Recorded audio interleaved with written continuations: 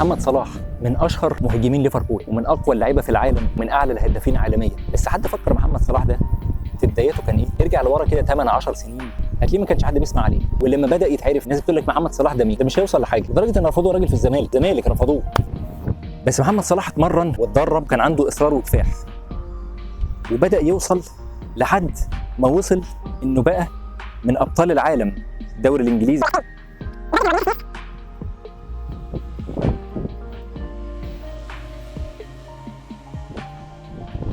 لدرجه انه بقى بينافس ناس من التقال قوي. والشهره اللي وصل لها دي ما وصلهاش من فراغ، النهارده بقى بينافس ناس المان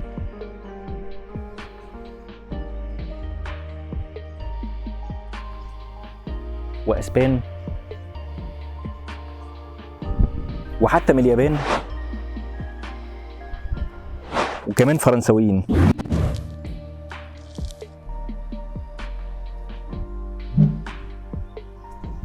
والنهارده محمد صلاح بقى من مشاهير العالم. في ناس ممكن تشوف ان ساديو ماني افضل منه مثلا ولا شاكيري، مفيش مشكله، بس مش هنقدر نختلف. شئنا ام ابينا انه وصل ونجح وبقى هداف عن استحقاق واسمه بقى مشهور عالميا. الكلام ده يا ترى من فراغ ولا يستاهل ابو مكه؟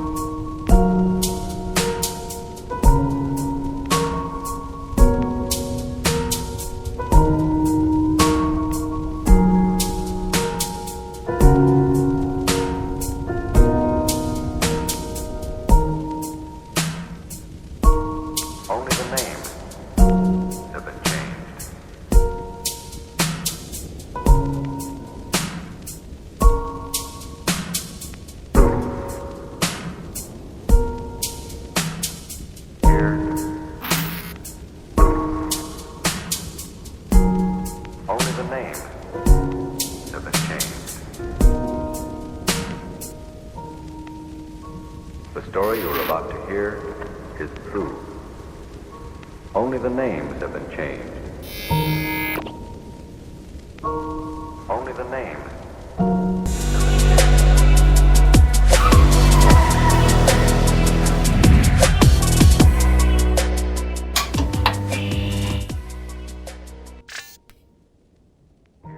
توسن 2020 السيارة الاس يو في الأكثر مبيعاً الفئة بتاعتها. يا ترى إيه السر؟ صدفة من فراغ ولا هي فعلاً تستاهل؟ ولا الناس بتجري ورا الحاجة اللي مالية الشوارع ومنتشرة وخلاص؟ العربية دي كده مبدئياً نازلة ما شاء الله ب7 فئات، في 3 فئات كمان فوقيهم كده بيبقى الفرش بتاعها الداخلي لونه احمر، بتزيد 5000 جنيه. سيبك من دول. 4 فئات بمحرك 1600 عادي تنفس طبيعي، و3 فئات بمحرك تيربو. كنت عملت فيديو عن العربيه توسن التيربو هتلاقوه هنا. دي النهارده التوسن ال 1600 اللي هي العاديه التنفس الطبيعي. العربيه دي مبدئيا فيها محرك 1600 سي سي تنفس طبيعي، بيطلع 130 هورس باور عند 6300 لفه، وبيطلع 161 نيوتن عزم عند 4850 لفه. العربيه متوصله بفتيس 6 سبيد 6 غيار عادي اعتيادي، ما فيهوش دول كلاتش ولا اي شيء. العربيه بتنزل العفشه بتاعتها في الامام ماكفيرسون ورا مالتي لينك، دي حاجه طبعا كويسه جدا. ورغم كده معظم العربيات اللي بتبقى نازله مالتي لينك العفشه من ورا مالتي لينك يعني متعدده الوصلات، ده بيجي على حساب الصالون شويه من ورا، بتبقى ضيقه شويه من ورا او الشنطه ضيقه شويه. هنا لا، الشنطه ممتازه جدا جدا والصالون واسع جدا جدا رغم انها مالتي لينك. مالتي لينك ده اللي مش عارف بيساعد ان العربيه تبقى ثابته في السرعات العاليه، وبيساعد ان العربيه تبقى مريحه في المطبات، مش ناشفه، مش بتقعد تدبب كده وتنقر في المطبات. العربيه الوزن بتاعها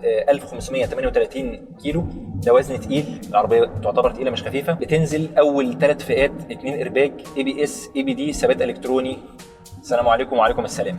الفئه الرابعه بيبقى فيها 6 ايرباج. طيب دي المواصفات الفنيه بتاعت العربيه اللي على الورق. المواصفات الفعليه اللي مش على الورق بتاعتي بقى عباره عن ايه؟ العربيه هنتكلم مبدئيا على التصميم الخارجي، وده طبعا مساله اذواق.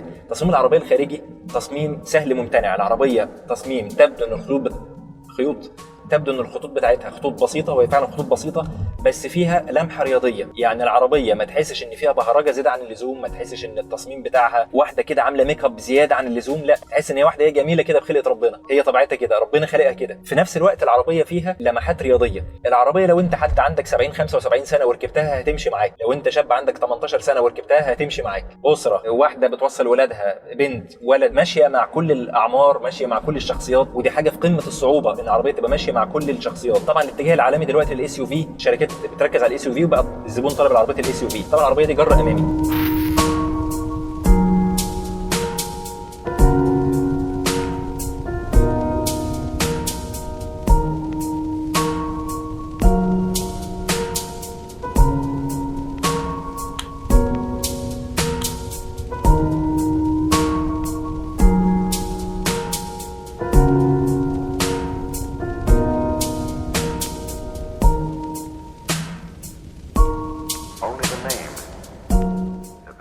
ده التصميم الخارجي. التصميم الداخلي بتاع العربيه بيميل ناحيه البساطه اكتر والعمليه. بمعنى ايه؟ بمعنى ان المفاتيح والزراير والوظائف بتاعه التابلو بتاع العربيه كل حاجه في المكان المنطقي والطبيعي بتاعها. انت مش محتاج تقعد تبذل مجهود عشان تدور على الحاجه بتاعه العربيه، سهله وبسيطه وانت سايق، مش محتاج ترفع عينك عن الطريق كتير عشان تشغل التكييف وتعلي الكاسيت وتشقلب مش عارف ايه اللي حصل وتدور على زر لا، العربيه سيمبل وبسيطه جدا جدا، لكن هي مش عصريه قوي في التصميم. بمعنى ان ما تحسش ان واو، تشوف التابلو بتاع العربيه من جوه تحس ان يا بص العدادات عامله ازاي، يا بص فتحات التكييف شكلها عامل ازاي. لا، كل حاجه شكلها طبيعي بسيط، مش معنى كده انها وحشه، لا، بسيطه عاديه. فيعني دي مساله اذواق. شيك، شيك بس مش خطيره، مش رائعه من جوه في التصميم، بتميل ناحيه البساطه زياده عن اللزوم.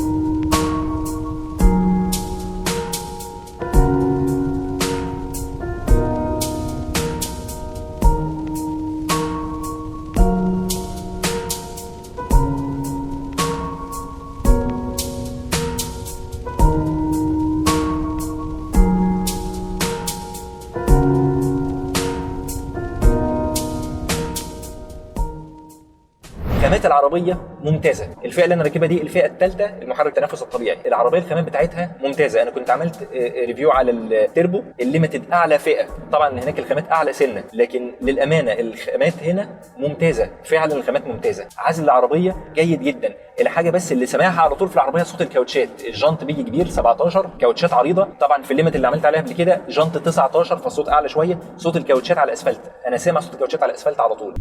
انما عزل الهواء والعزل الصوتي ممتاز. يعني انت لو من الناس من هواة الهدوء، انت اشتري العربيه دي بس مش هتتحرك بيها، تقعد فيها بس، تركن كده في اي حته وتقعد في العربيه بس. يا سلام، بصراحه العزل الصوتي بتاع العربيه ممتاز. طبعا عزل الهواء هنقول جيد لجيد جدا، ان العربيه عاليه، فطبعا وشها عالي في وش الهواء، وده معظم العربيات الاس يو في او كلها، ده شيء طبيعي.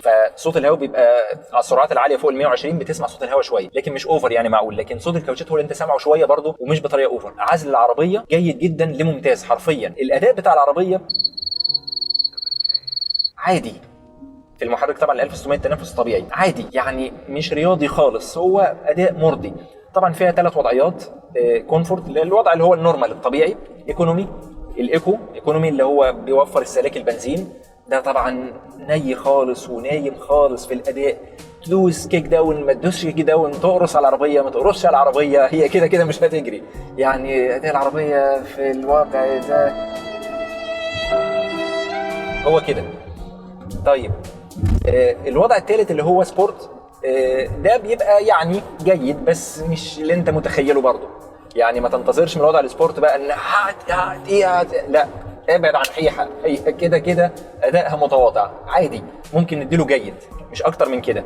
طبعا كتر خير الموتور، موتور تنفس طبيعي 130 حصان بيجر طن ونص، جنود قد كده اهو، واقف البادي بتاع العربيه في وش الهواء. فالموتور كتر الف خيره، كتر الف خيره ان يديك الاداء يوصل لجيد مش مقبول، ده كتر الف خيره. السلاك البنزين بتاع العربيه برضه بالنسبه للوزن يعني من معقول لجيد، هي مش ممتازه طبعا. هي المتوسط بتاعها داخل المدينه وخارج المدينه بتافرج 8.5 ل 9 لتر لكل 100 كيلو، ده لو انت استخدامك في العربيه كويس مش بتسعف على العربيه. بره المدينه بيقل عن كده شويه، لكن ده الافرج المتوسط من 8.5 ل 9 تقريبا.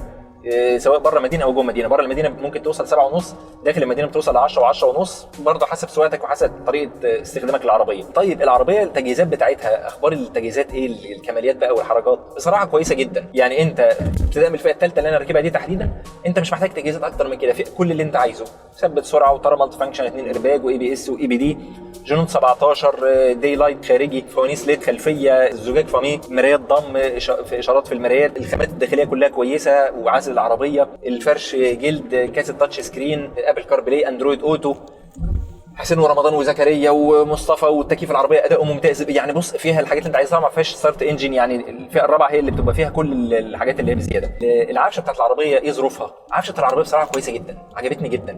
العربيه الثبات بتاعها، العفشه عامله ثبات بصراحه كويس، جيد لجيد جدا بصراحه، رغم ان العربيه عاليه. انا واحد من الناس بقلق من العربيات العاليه ان في الغالب بيبقى ثباتهم مش كويس، لا هنا بصراحه العفشه معززه الثبات بطريقه كويسه جدا. طب في المقابل بقى، طالما العفشه ماسكه العربيه كويس، يبقى في المطبات والنقر والحاجات الحلوه بتاعتنا دي، التوابل بتاعت مصر دي هتبقى سيئه. لا بصراحه للامانه دي حاجه غريبه، رغم ان الجنط بتاعها 17 مش صغير، والبروفايل بتاع الكاوتش واطي نسبيا، الا ان العربيه في المطبات لا كويسه بصراحه. العربيه حنينه كويس في المطبات ومريحه بنسبه كبيره. يعني بمشي في حتت مكسره متعمد واشوف ايه الاخبار، لا كويسه. انت مش لدرجه ان انت مش بتحس بالنقر نهائي، لا بتحس بس ما بتتضايقش، ما توصلش لمرحله ان ايه العربيه ناشفه، لا لا لا، عمرك ما تحس العربيه ناشفه نهائي. ودي في حد ذاتها معادله في قمه الصعوبه بتواجهها الشركات، ان ازاي اعمل عربيه اس يو في عاليه تبقى ستيبل على الطريق وثابته، وفي نفس الوقت جوه البلد في المكسر تبقى كويسه، تبقى ماسكه العصايه من النص. فالعفشه كويسه جدا.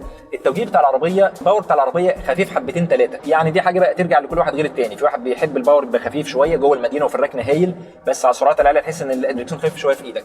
هنا الباور بيميل للخفيه وخفيف شويه، بس على السرعات العاليه انا ما بقلقش منه، بس انا كنت افضل يكون تقيل سنه.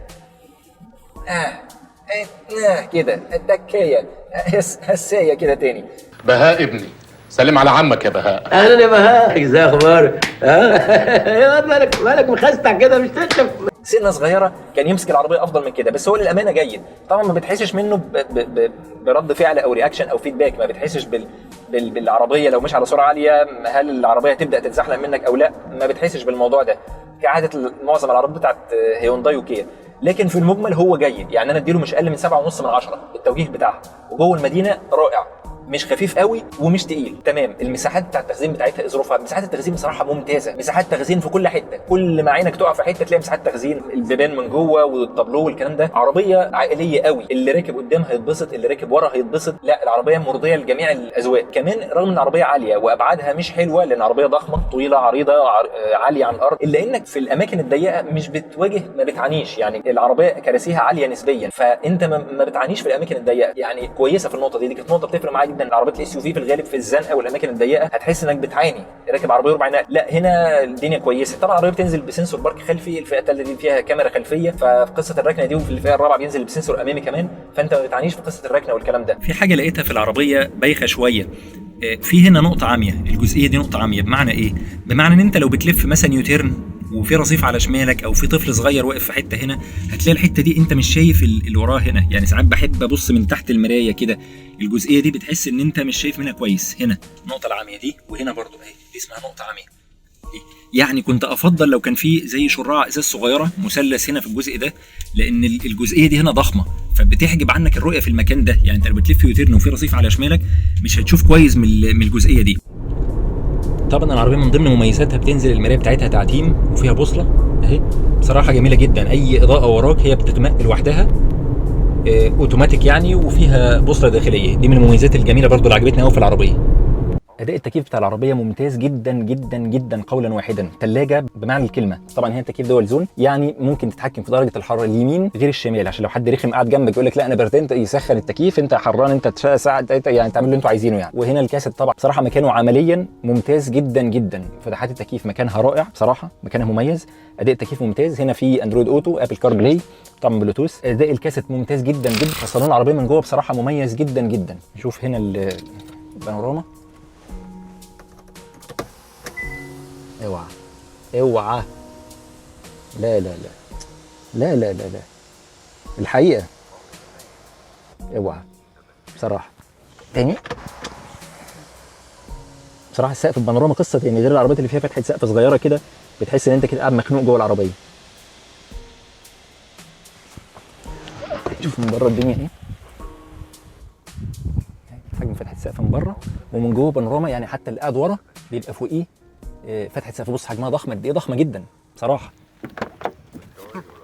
ومن ورا يعني السقف بالكامل بانوراما.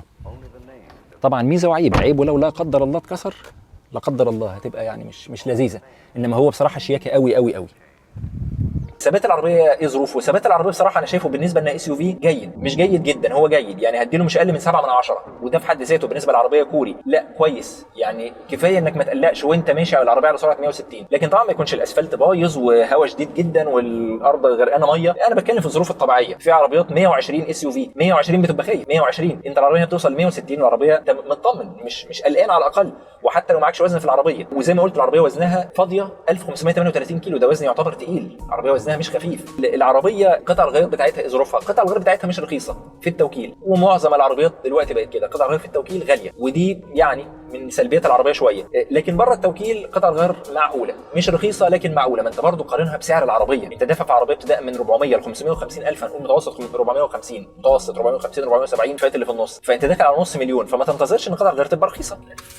الف ممكن الف يوترن الصلاة على النبي.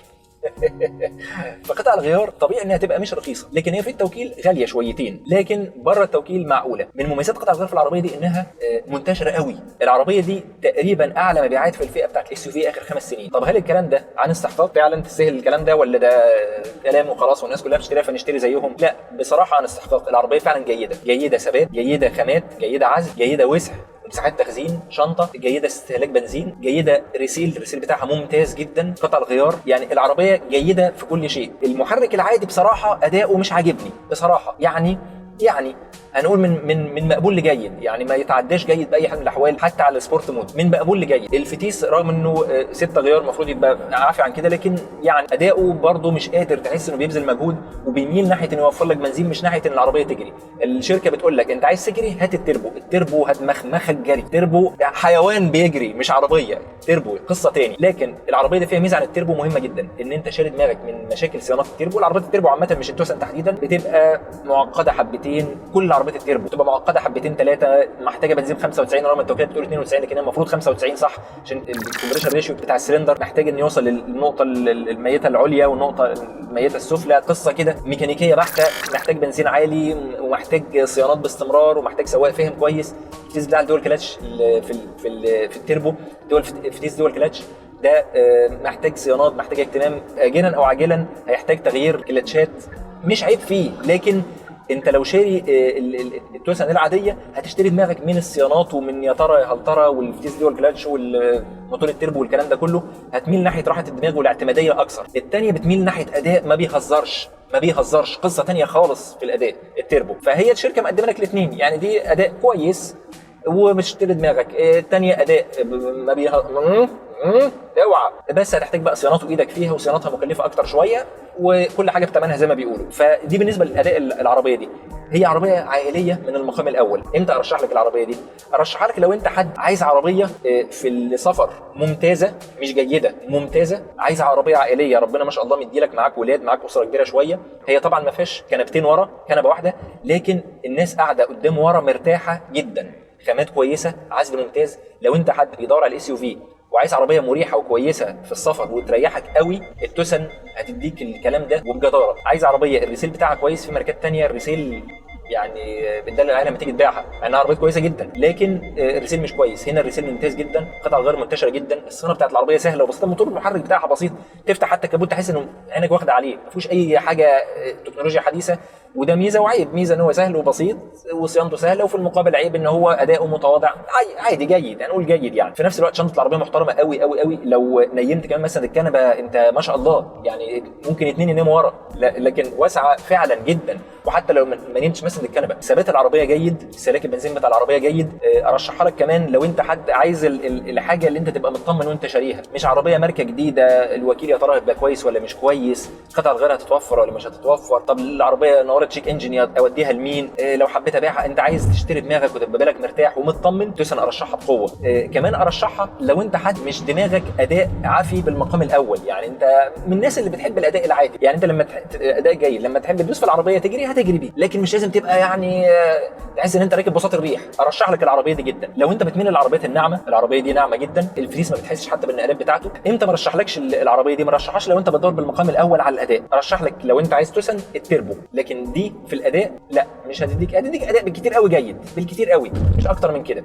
ما رشحهاش كمان لو انت عايز عربيه تكون افضل ستيبل في الفئه السعريه دي. هي مش افضل ستيبل، مش افضل ثبات في الفئه السعريه دي، الثبات بتاعها جيد وممكن يوصل جيد جدا، لكن مش افضل ثبات في الفئه دي. ما رشحهاش برضو في النقطه دي. ما رشحهاش برضو لو انت عايز اكتر وسائل امان وسيفتي في الفئه السعريه. توسن قلنا بتنزل اول 3 فئات 2 ايرباج ABS EBD وثبات الكتروني. ما رشحهاش في وسائل امان، هي برضو مش حتتها. يعني وسائل الامان بتنزل 6 ايرباج من الفئه الرابعه، دي ال6 ايرباج، وبتزيد شويه وسائل حاجات ثانيه بقى وستارت انجن والكلام ده. فما رشحهاش لو انت بتدور على وسائل الامان بالمقام الاول. في عربيات اقل منها في السعر واعلى منها في وسائل الامان. في عيب تاني في العربيه ده انا نسيت اذكره. العيب ده ما حدش قاله قبل كده ابدا، بس انا لاحظته في العربيه دي وبقوه. العربيه دي يا اخوانا متعبه قوي في الغسيل. يعني انت لو من الناس اللي عندهم هوايه انك تغسل عربيتك بنفسك هتتعب قوي في تنظيف العربيه دي، بالذات السقف. انا تعبت وانا بنظف السقف بتاع العربيه دي.